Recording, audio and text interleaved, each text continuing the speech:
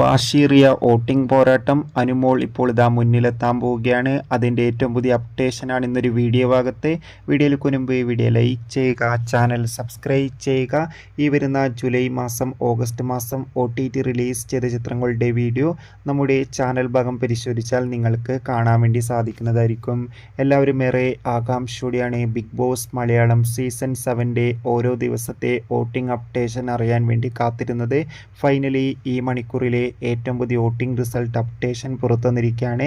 ശക്തരായ 8 മത്സരാർത്ഥികളുടെ കടുത്ത പോരാട്ടമാണ് ഇപ്പോൾ നടക്കുന്നത്.